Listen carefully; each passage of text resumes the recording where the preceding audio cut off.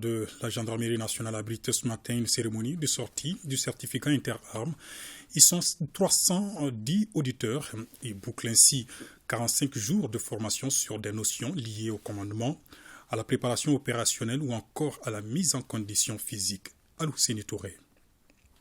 Plus de 300 nouveaux éléments à verser dans la chaîne de commandement pour servir d'adjoints de sous-officiers dans les différentes unités de tous les corps de l'armée.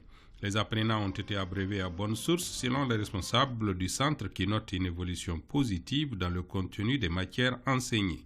Le succès enregistré dénote de l'excellence de la formation. Avec 100% de réussite, les stagiaires de cette première vague du CIA de l'année 2022 et leur encadrement ont visiblement mouillé le maillot.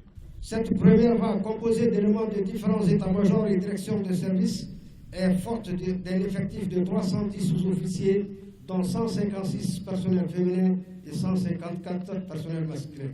Ces sous-officiers prêts à rejoindre leurs unités et services viennent d'acquérir les connaissances et compétences nécessaires pour évoluer dans un environnement interarmes et interarmé.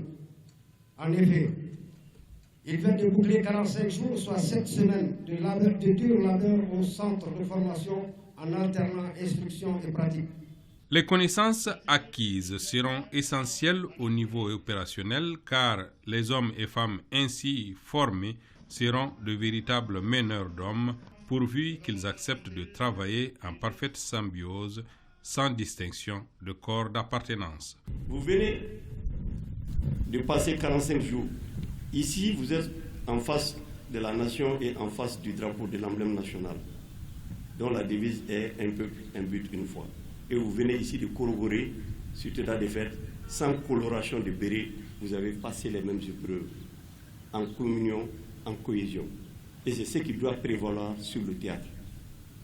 Oubliez les disparités, oubliez les colorations de béret, pensez à la République, pensez aux attentes du peuple malien. Le Malikoura se fera avec nous et nous serons au devant.